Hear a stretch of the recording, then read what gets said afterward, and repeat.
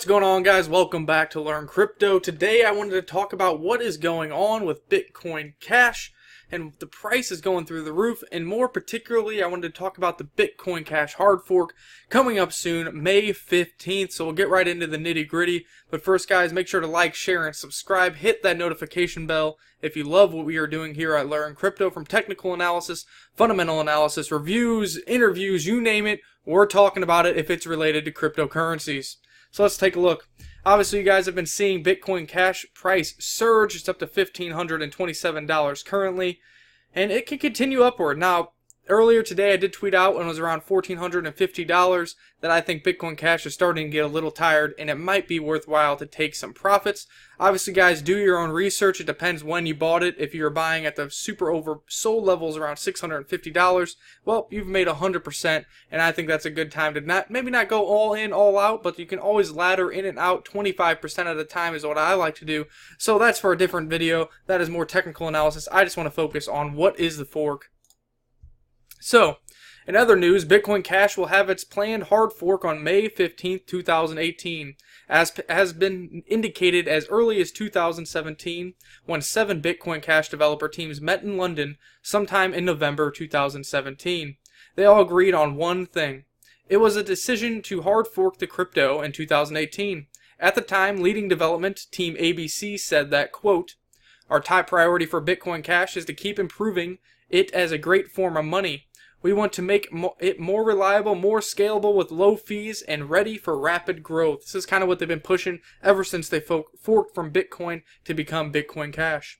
It should just work without complications or hassles. It should be ready for global adoption by mainstream users and provide a solid foundation that businesses can rely on. Now, before we go any further, guys, I just want to do this. I'm going to give an overview of what the fork is, some pros, some cons, and maybe some unnecessary changes they are making. And as always, if you disagree with me or agree with me, post something in the comment section below, because I do not know everything. This is just based on preliminary research, and a ton of people were asking me about it, so I decided to do this video. Well, that the fork will take place on May 15th, followed by yet another in November. So there will be another fork in November, guys. Together with Bitcoin Unlimited, the teams want to introduce upgrades that could make BCH better than even Bitcoin. I think that's a little bit of a stretch, and once I get into the dynamics of this fork, I think you can see that they're starting to move in a different direction than Bitcoin and kind of have a different plan here for the near future. Apart from the expected change to the block size, the upgrade will readjust it to be adaptive. The teams will also try to reduce block intervals down to around 2.5 minutes. We'll talk about some of the complications that I think may occur if you're increasing the block size up to 32 megabytes blocks and at the same time trying to decrease your block time down to 2.5 minutes. We'll talk about that here in a second. However, one feature on the cards could be a game changer for BCH and the crypto community. The hard fork is intended to reactivate some apparently disabled opcodes in the original Bitcoin code. The opcode seeks to find ways of establishing tokens on the Bitcoin Cash network. This should work like an ERC20 token standards on the Ethereum network, or some of these NEP tokens on Neo and so forth. Now, this part of it does kind of interest me. Is Bitcoin Cash trying to become a protocol token, guys? You let me know what you think, because you guys do know I am very bullish on protocol tokens. I think Ethereum is a must-hold, but I think other protocols such as EOS, Neo, Lisk, Ubiq, Ethereum Classic are going to eat into the market share, and they are going to be able to apply smart contract solutions into real world.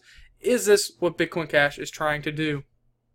So, from my understanding of Bitcoin Cash hard fork on May 15th, you don't have to do anything, guys. Unless you run a node, of course, then you do need to upgrade. I think a common misconception that is going on by the term hard fork is that you're going to be getting some kind of airdrop or a new token.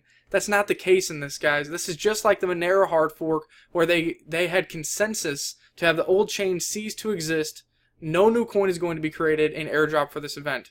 So I think some of this price accumulation is based on this. Also, guys, Bitcoin Cash was very oversold, so when the bounce happened, of course, you saw that bounce hard, just like Ethereum did as well. They are simply upgrading the block size and making some other code changes to the already existing Bitcoin Cash, which we just talked about. Now, if that was a little too high level for you, my buddy Josiah over at the DigiBuy Foundation, I'm going to give him a shout out real quick, because he kind of gave me a layman's terms overview of what they're doing. So basically, rather than a fork in where there's a fork in the road where it splits, it's a fork where everyone is on the same boat, and that boat is simply reorienting direction a little so everybody stays on a new course, a new path for the future. The existing Bitcoin Cash is going to remain the same. They're just making some code changes, and that is the simplicity of that hard fork. I know a lot of people are becoming accustomed to when they hear hard fork, they're thinking of when Bitcoin Cash did hard fork from Bitcoin, and you get rewarded for being a holder. That is not the case, like I said, for this one, guys. Also, over here when they were talking about increasing their block size to 32 mega blocks, while also trying to eventually decrease their block time down to 2.5 minutes. Here's my problem. Now, I'm not a super tech guy, but I do understand some of the basic concepts, obviously, on the technical side of some of these things. So if somebody is a developer and they're watching this, here's kind of what my initial reaction to this 32 mega block was. First of all, I kind of thought it was a little unnecessary. Under current construction, current use case, how many transaction Bitcoin Cash currently has, the blocks are rarely full as they are at 8 mega blocks, I believe. So why are we needing to move up to 32 mega blocks? Now, people say, well, they're going to continue to grow transactions, so it'll be useful in the future. Fair enough. But if you assume that there's a block every 10 minutes, and they're using a 32 megabyte block, that's going to use 4.5 gigabytes of resources every single day and 1.6 terabytes per year. This pretty much excludes the average user from being able to run a full node very quickly. And why would that matter? Well, part of the idea for Bitcoin and Bitcoin Cash is supposed to be Satoshi's real vision, is to create a decentralized network effect for monetary policy for anyone. And by increasing the resources needed to run a full node, this Bitcoin Cash, which already kind of has a centralized appeal to it, becomes even more centralized in my opinion, because average users like myself, I'm no longer going to be able to run a Bitcoin Cash node because I don't want to dedicate that many resources to it. If this is not how the block reward works, let me know, but that's kind of my initial mathematical impressions on it, and that's with assuming a 10-minute block time. Now, if they reduce it to 2.5 minutes, I would assume that those constraints and those resources are going to quadruple, and that's really going to exclude a lot of average Joes like myself. Overall, guys, I just wanted to make sure that you guys knew this wasn't a hard fork where you're going to get another coin. I kind of wanted to let you know what they were doing. The one thing that does interest me is this op group here, where they're trying to find ways to establish tokens on the Bitcoin Cash network. This would be something that could separate Bitcoin Cash from just being a pure public currency sector play where they're competing with Bitcoin, Litecoin, and some of these others, because then they are almost going to be creating a platform in which some other tokens can interact. They do not give a ton of detail on that, so I really don't know. I'm going to continue to dig on that, and I'm sure we'll talk about that in some of our live shows. If somebody knows more information on this Bitcoin Cash hard fork, like I said, we love to hear your comments. We love to hear everybody's input. Do your own research. I have been saying from the very beginning that I think Bitcoin Cash needs to be a 3 to 5% portfolio holding. I do that for two reasons. First, I think it's a good hedge against Bitcoin. Second, this coin always has these mysterious pumps, and I like to capitalize on those pumps and those gains, guys. I've also been saying that Roger Ver is a very smart businessman. He is not going anywhere, and he's going to do everything he can to make this project successful.